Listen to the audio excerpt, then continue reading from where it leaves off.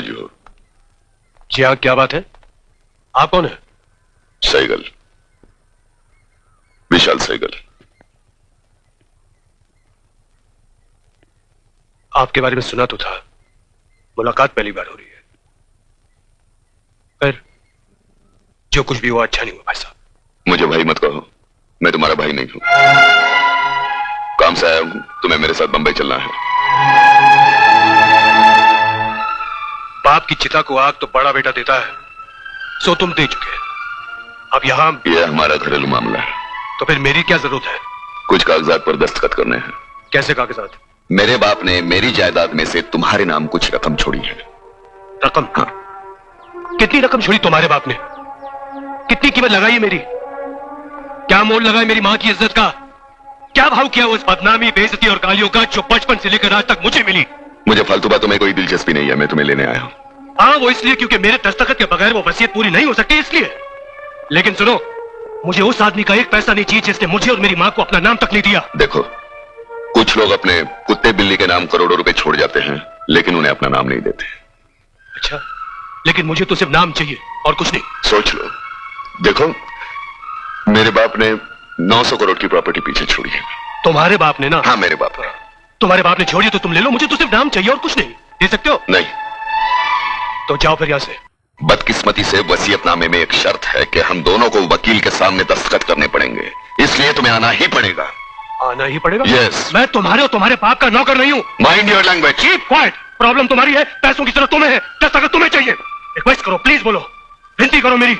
ये कोई तरीका भीख मांगने का? मैं भीख मांग रहा हूं? नहीं तो तुम अपना महल छोड़कर यहाँ झाड़ मारने नहीं आते। अगर मेरे बाप ने मुझे इस मुसीबत में नहीं डाला होता ना, तो मैं तुम्हें दिखाता। अरे अगर तुम इस वक्त मेरे घर में नहीं होते तो मैं तुम्हें दिखाता। इसका मतलब तुम नहीं आओगे, दस्तखत नहीं करोगे? रिक्वेस्ट करो, हाथ जोड़ो, विनती करो, प्लीज बोलो।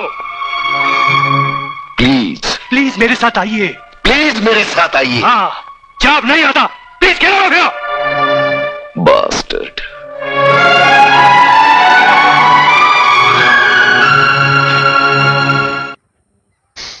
मां कहां रहेगी, इसका फैसला मां करेगी, तुम नहीं।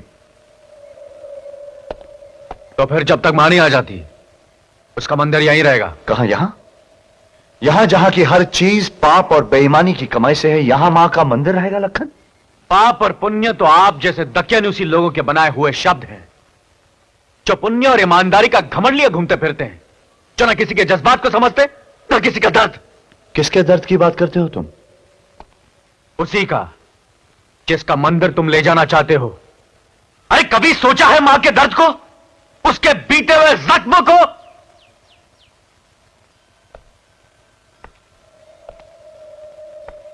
तुम तो मां के बीते हुए जख्मों की बात कर रहे हो लखन, जो मैं भी अच्छी तरह से जानता हूं। लेकिन मैं उन आने वाले जख्मों के बारे में सोच रहा हूं, वो जख्म जो मां के लिए उन जख्मों से भी ज्यादा भयंकर होंगे। जब वो आकर देखेगी तुम्हारा ये असली रूप, एक वर्दी में छुपा हुआ एक चोर, एक डाकू, कानून का रखवाला जो एक दिन खुद कानून के गिरफ्त में होगा, कितना गहरा जख्म पहुंचेगा उसके दिल पर, यह कभी सोचा है तूने? क्या बीतेगी उसके दिल पर, क्या बीतेगी जब वो आकर देखेगी उसके दो बेटे राम और लखन, जो उसकी उम्मीदें थी, उसके हथियार थे, उसकी शक्ति थी, आज कट चुके हैं, बढ़ चुके हैं।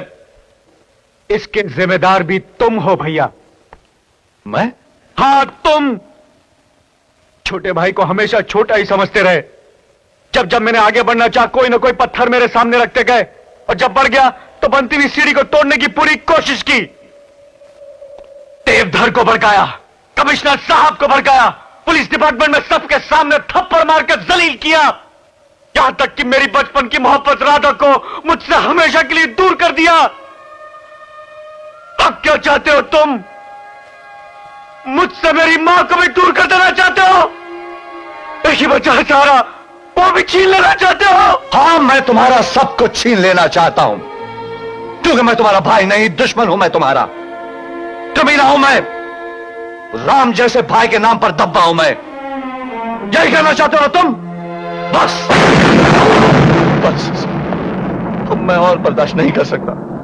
मेरे लिए एक पल भी रुकना तूफान से ज्यादा भयंकर होगा लखन। तुम ये मंदिर नहीं ले जाओगे। और जा।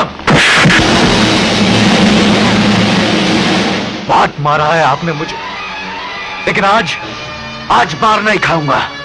तो क्या तुम मुझ पर हाथ उठाएगा? जरूरत पड़ी तो रोकूंगा नहीं अपना हाथ आज। तो मार मुझे, मार मुझे, मार, मार!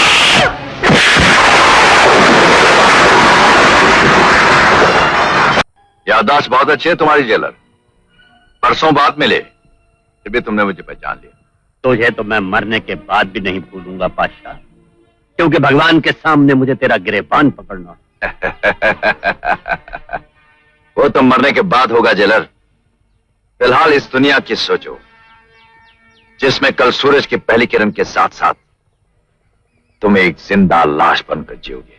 कल का सूरज तेरी कैद का पैगाम लेकर निकलेगा पाशाह।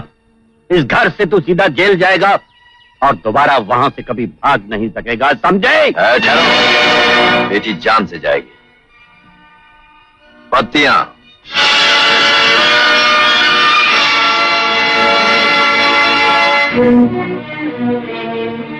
जानते हो इन दोनों को मैंने जिंदा क्यों छोड़ दिया है? क्योंकि आज मैं यहां खून बहाने नहीं, खून जलाने आया हूं तुम्हारा। चाहते क्या हो तुम?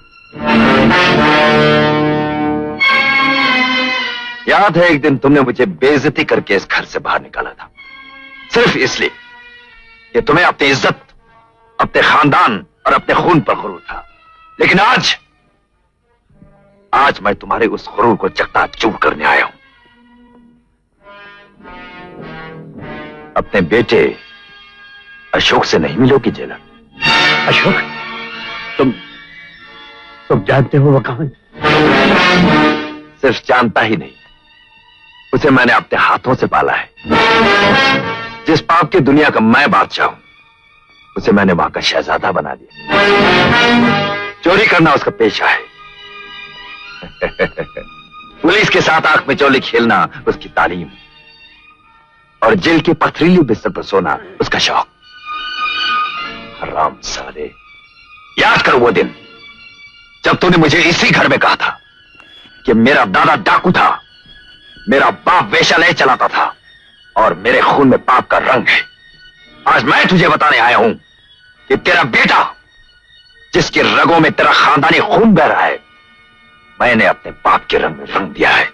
हाँ, पाप के रंग में रंग दिया है। मुझसे बदला लेने के लिए तुमने एक मासूम की जिंदगी बर्बाद कर दी। हाँ, मैं ये साबित करना चाहता था कि खून कुछ नहीं होता, असली चीज होता माहौल, परवरिश। तुम्हारा अच्छा खून मेरे माहौल में पलकर आज एक नामी चोर है, सजा याफ्ता मुजरिम है। जानते हो पाप की दुनिया में हम उसे किस नाम से पुकारते हैं? सूरज के नाम से। अशोक?